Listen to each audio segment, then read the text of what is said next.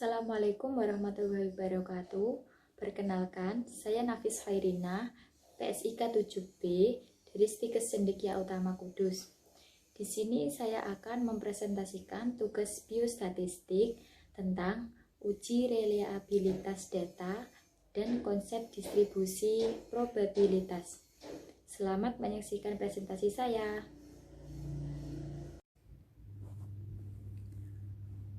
Uji reliabilitas data dan konsep distribusi probabilitas. Pengertian uji reliabilitas, menurut Sujana, reliabilitas merupakan ketetapan alat tersebut dalam menilai apa yang dinilainya, yang artinya kapanpun alat penilaian tersebut digunakan untuk memberikan hasil yang relatif sama. Uji reliabilitas digunakan untuk mengetahui konsistensi alat ukur, apakah alat ukur yang digunakan dapat diandalkan dan tetap konsisten jika pengukuran tersebut diulang.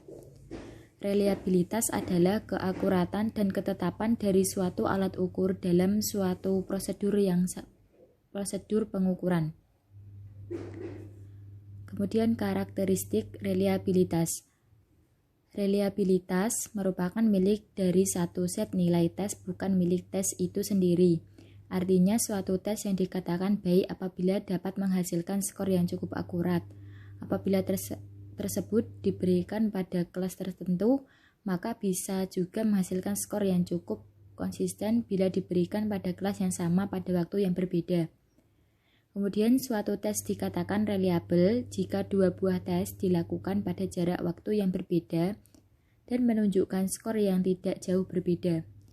Reliabilitas dapat dinyatakan untuk dua atau lebih pengukuran independen yang diperoleh dari tes yang sama untuk setiap anggota kelompok. Kemudian pengujian reliabilitas instrumen. Yang pertama ada metode tes ulang. Uji reliabilitas dengan metode tes ulang digunakan untuk mengetahui sejauh mana suatu pengukuran dapat diandalkan. Uji ini dilakukan sebanyak 2 kali, pengukuran pertama dan ulangnya. Kedua, pengukuran dapat dilakukan oleh orang yang sama atau berbeda. Asumsinya adalah skor yang dihasilkan oleh tes yang sama akan menghasilkan skor tampak yang relatif sama. Kemudian hal yang penting perlu diperhatikan dalam pengukuran reliabilitas tes ulang yaitu yang pertama stabilitas yang diharapkan dan dari kinerja yang diukur. Kemudian ada jangka waktu antara kedua pengambilan penilaian. Poin kedua, metode bentuk paralel. Tes paralel atau tes ekuivalen adalah suatu buah tes yang mempunyai kesamaan tujuan, tingkat kesukaran dan susunan tersebut, tetapi butir-butir soalnya berbeda. Reliabilitas instrumen dihitung dengan cara mengkorelasi antara data instrumen yang satu dengan data instrumen yang dijadikan ekuivalen. Apabila korelasi positif dan signifikan, maka instrumen dapat menyatakan reliable. Kemudian ada kelemahan dari metode ini adalah pengetes pekerjaannya berat karena harus menyusun 2 seri tes. Lagi pula harus tersedia waktu yang lama untuk mencobakan 2 kali tes. Untuk metode yang ketiga yaitu metode gabungan. Pengujian reliabilitas ini dilakukan dengan cara mencoba 2 instrumen yang ekuivalen itu beberapa kali, koresponden yang sama. Reliabilitas instrumen dilakukan dengan mengkorelasikan 2 instrumen. Setelah itu dikorelasikan pada pengujian kedua dan selanjutnya dikorelasikan silang. Jika dengan 2 kali pengujian dalam waktu yang berbeda, maka akan dapat dianalisis ke-6 koefisien reliabilitas. Bila ke-6 koefisien korelasi itu semuanya positif dan signifikan, maka dapat dinyatakan bahwa instrumen tersebut reliable. Kemudian ada beberapa rumus reliabilitas instrumen. Yang pertama ada Spermon-Brown, yang kedua Flanagan, yang ketiga Rulon, yang keempat Kuder-Richardson, yang terakhir Cron-Benz-Alpha. Yang pertama itu rumus Spermon-Brown, itu rumusnya bisa dilihat untuk keterangannya yaitu N banyaknya responden, X belahan pertama, Y belahan kedua, RB indeks korelasi antara dua belahan instrumen, RI reliabilitas instrumen. Rumus kedua yaitu rumus Flanagan. Itu untuk rumusnya bisa dilihat di PPT ya. Keterangannya itu RI reliabilitas instrumen, VT variance score, V1 varian bahan belahan pertama atau variance skor butir-butir ganjil, V2 varians belahan kedua atau variance skor butir-butir genap. Rumus yang ketiga ada rumus Rulon. Rumusnya itu di bawah bisa dilihat sendiri.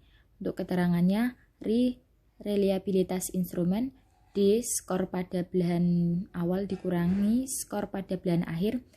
Untuk VT varians total atau varians skor total, VD varians atau varian difference. Yang keempat ada rumus KR20 dan KR21.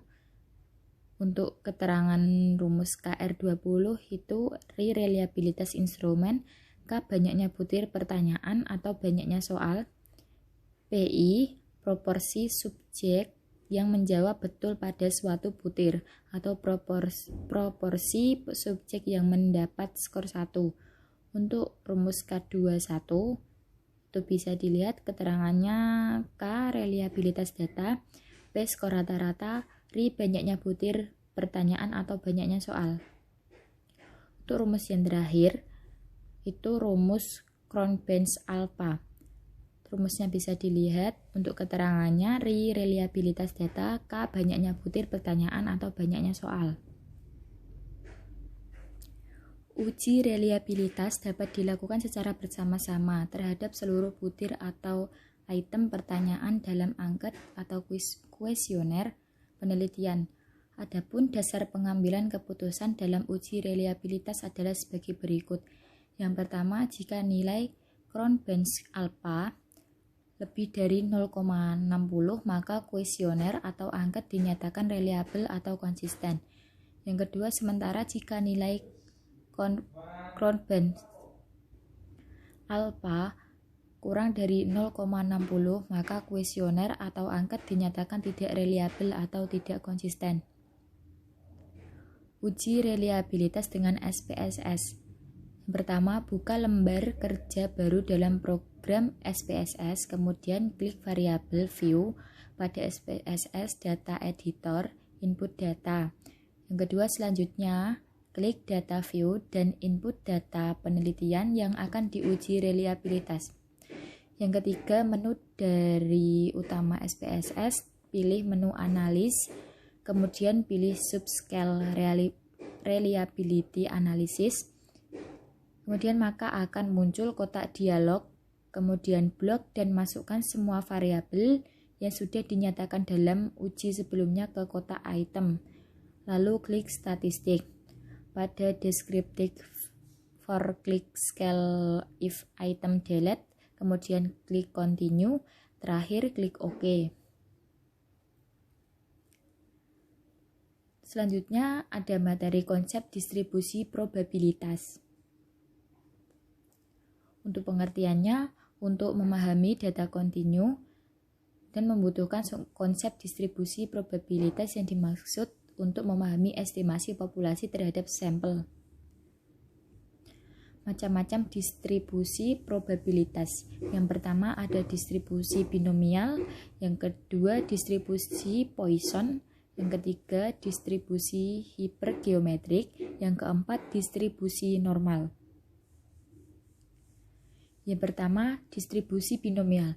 Untuk pengertiannya, distribusi probabilitas diskrit dari percobaan yang dilakukan sebanyak N kali dengan masing-masing percobaan mempunyai probabilitas P dan masing-masing percobaan tidak saling mempengaruhi atau independen.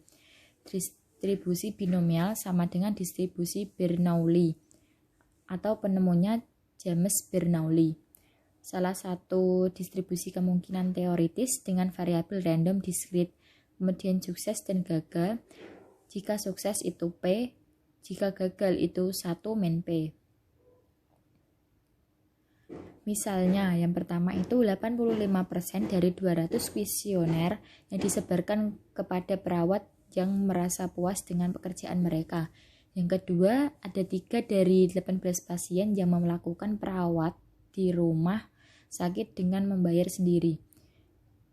Kemudian 7 dari 25 pasien yang melakukan kemoterapi dan hidup sampai 5 tahun terakhir. Untuk karakteristik distribusi binomial, yang pertama grafiknya discontinuous atau terputus-putus, yang kedua bentuknya ditentukan oleh nilai P dan N, yang ketiga bentuknya simetris bila P sama dengan Q atau P sama dengan Q asal N besar. Ciri-ciri Bernoulli trial. Tiap percobaan memiliki 2 hasil, yaitu sukses dan gagal. Probabilitas sukses pada tiap percobaan haruslah sama dan dinyatakan dengan P. Setiap percobaan harus bersifat independen. Jumlah percobaan yang merupakan komponen eksperimen binomial harus tertentu. Untuk rumusnya bisa dibaca sendiri. Kemudian ada distribusi Poisson. Distribusi juga dengan distribusi peristiwa yang jarang